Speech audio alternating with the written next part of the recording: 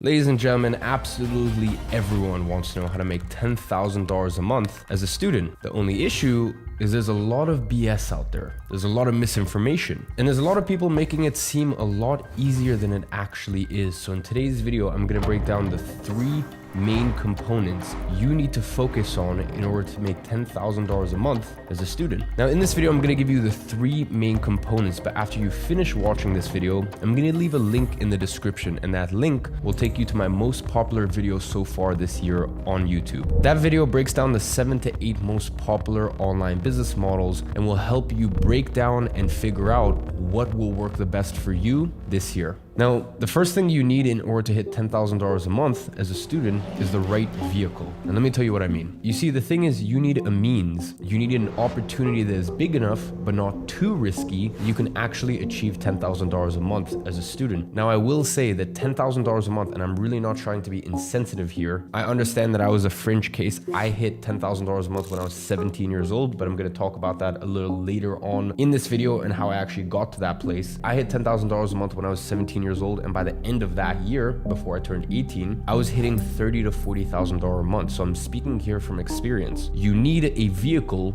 a way that you can make that sort of money, but a way in which you're not going to risk losing all of the money that you do have. So the first thing that I will tell you is trading is out the window. I'm going to be very honest with you. There's a lot of traders out there that are trying to sell you BS, because when you sign up with their little affiliate link and you get your $10 free, blah, blah, blah, when you lose money, that's actually where they make money. They don't make money on the little $10 or $20 sign up that they get when you join. They make money when you lose. They're literally incentivized for you to lose. And listen, that's just the honest truth of it. Even if you have $1,000, for you to take $1,000 and turn that into $10,000 or $20,000 in a single year is actually very difficult. The amount of successful trades, the average of all those successful trades is very, very difficult. Whereas for you to take $1,000 and invest that into starting a very lean online business, I mean, by the end of the year, you're talking tens of thousands of dollars. I don't think realistically you're going to hit hundreds of thousands of dollars in your first year. It happens sometimes, but it's very unrealistic. But definitely by the end of the year, you should be making more than your average salary if you were just working a traditional 9 to 5.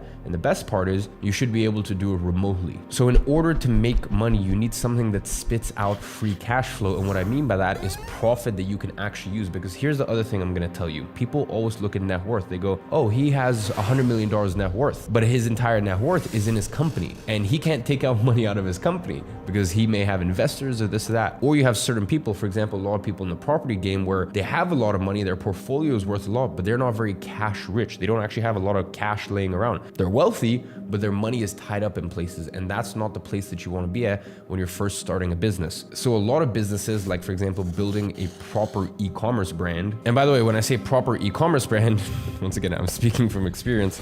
I've had an eyewear company for a few years, and the thing is, the packaging, everything is beautiful. We've got this beautiful black velvet finish on the inside. So this business is okay. It's my smallest business. It makes around $1.2 to $1.5 million a year. And that sounds great until you realize that we have 50% margins. So I'm only keeping 50% of that money. And it's even worse when you realize that any of my profit that I make, I can't keep. I have to roll that into new stock, because especially a product like this is actually very difficult to make. So for me to put in an order now of another 5,000 to 10,000 units, I may only get that in 3, 4, 5 months, depending on the time of the year. So even though someone would look at it and go, that's a $1.5 million a year business at 50% margins, you never actually get to keep that profit because you always have to reinvest into the business. And that is very different to, for example, a service-based business. So if you're offering a service to clients, whether that be building their marketing funnels, whether that be doing their short form content, you know, little short form TikToks and Reels, and doing lots of those and creating many accounts for them and distributing it all over the internet, all the way to doing, for example, their Google ads and focusing specifically on Google ads for e-commerce brands as an example. Listen, whatever the service is, it needs to have one of 2 things: high perceived value to the client. And what I mean by that is it needs to be something that they're like, oh, wow, this is actually worth it. I'm more than happy as a business to pay this external consultant or service provider $1,000 a month, $3,000 a month, you name it. Or it needs to have high leverage. And what I mean by that is, listen, you can still be an online personal trainer, but if you want to make $10,000 a month, you need to hire people people below you who work as coaches. And that way you're an online personal trainer and you do some of the coaching, but then you may have coaches underneath you, personal trainers that work at local gyms, and you just pay them a small fee and they do the rest of the coaching. So that's leverage. Or let's say you have an agency that creates YouTube thumbnails for people. Thumbnails on YouTube are such an important aspect to video, but people don't pay crazy amounts for thumbnails. But if you can hire someone in Brazil, Romania, India for $1,000 a month, which is a great salary there, especially remotely, and their work is able to produce $3,000, $4,000, $5,000 a month in terms of business for your thumbnail agency or for your thumbnail performance marketing business, whatever you want to call yourself. The point is that is leverage. That's you being able to take something off your plate. So either you need to offer a service or guidance consulting on something that brings so much value to businesses that you can actually make 10K a month just as a solopreneur, or more realistically, you'll be able to do it solo until $3,000, $4,000, $5,000 a month. And then you need to start using leverage and you need to maybe make a little less on the margin, but make far more money at the end of the month because you have people who can deliver these things for you. So just remember, with the business models that I'm talking about, you're not going to make $100 million. I'm going to be very honest with you. But the other thing that you're not going to do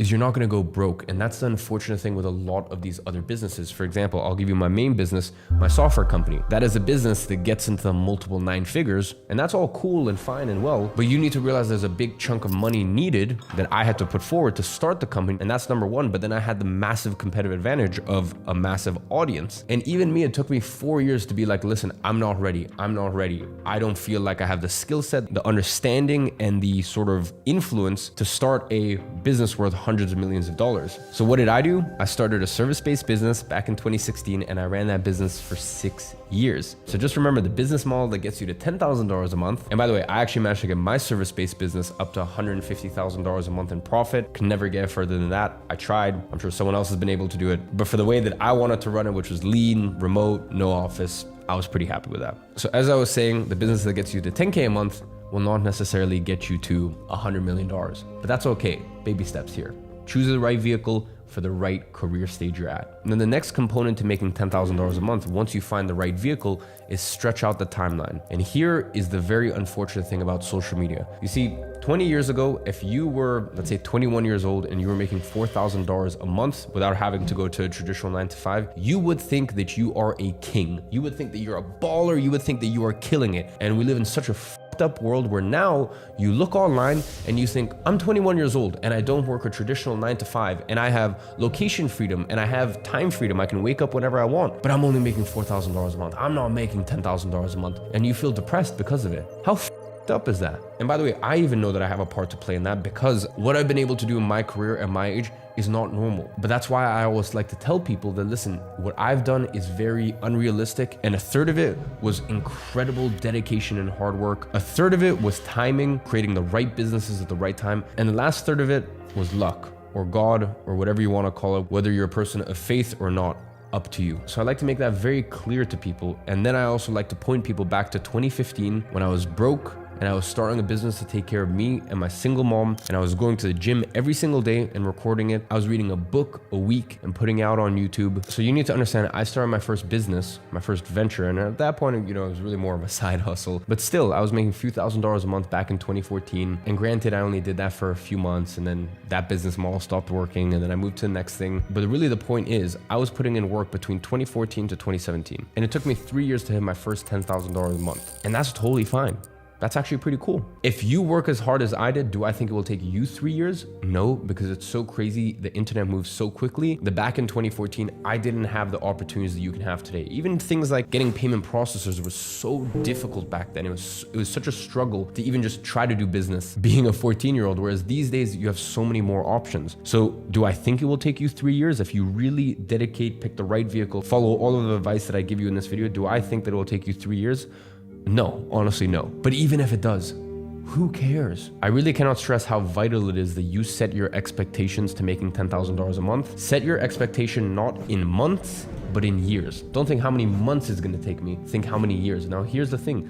If you achieve it quicker, bless you. That's amazing. I'm over the moon for you. And listen, try to get rich faster. Of course, do it. Wealth needs to be built slowly, and wealth is built over time, but try to get rich. Try to make as much money as you can. ethically and morally that is. But at the end of the day, I'm trying to set these expectations for you, because here's the thing. Many of you guys will try, and let's say you're giving your absolute best for 6 months. And if your expectations are, oh, within 6 months, I was expecting to be doing $7,000 already, and you're only doing $1,200 from your online business. Dude, you're making $1,200 online. Do you realize how amazing that is? And here's the beautiful thing. When it rains, it pours. And by the way, that also applies negatively and positively in life. And the point here is, this is usually how business works. And this is what I can tell you now, coming up to 10 years since I started my first side hustle and getting to a point where I have a conglomerate of businesses and over 150 employees. The way it works is usually something like this. It goes like this, then you flatline for the longest time. And right as you're thinking like, am I just gonna be stuck here forever? It shoots up, and then you flatline, it shoots up. And by the way, within these points, you have little down moments and stuff like that. But the point is, there's a lot of flatlining. There's a lot of you getting to a new level in life and then really cementing it, really setting that foundation. So I wanted to make this clear, and I wanted to make this one of the other components, just so that way your expectations are clear, they're in the right place, and so you don't quit before you even properly try. Now, the last component to making $10,000 a month, and it's kind of like if you're running a marathon. I would much rather tell people that, hey, on mile 18, that's really gonna be the tough mile. That's really where things are gonna get rough, because at least when you face something, if you have context beforehand, it makes it a little easier and you feel less alone. So I want to give you guys context not only for how to get to 10K, but what happens once you hit 10K. You see, the third component is not just getting there, it's staying there. You see, making $10,000 a month, and once again, I'm really trying my best not to be insensitive here. I get it, I have done it, I've witnessed thousands of people do it, even in my close proximity. So I know that for me, it may seem easier than for you guys. For some of you guys, you may be looking at this and going, okay, well, it's easy for you to say, but trust me, you'll understand in due time. Making $10,000 a month is the easy part. Continuing to make $10,000 a month,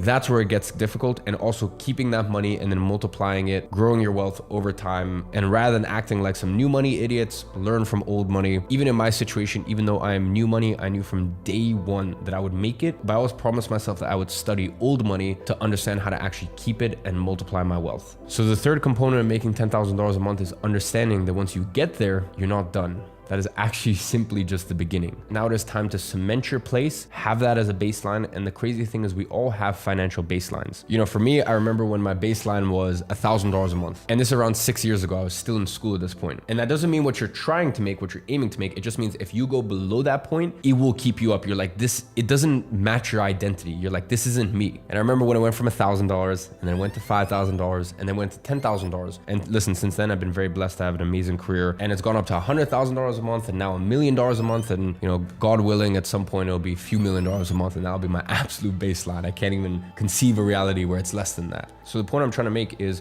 once you get to 10K a month, it's more than about making it an identity. It's more than about making that as your baseline. As I said, your financial identity is not where you're aiming for. It's where anything below that, and you would just feel off. You would be like, this isn't me.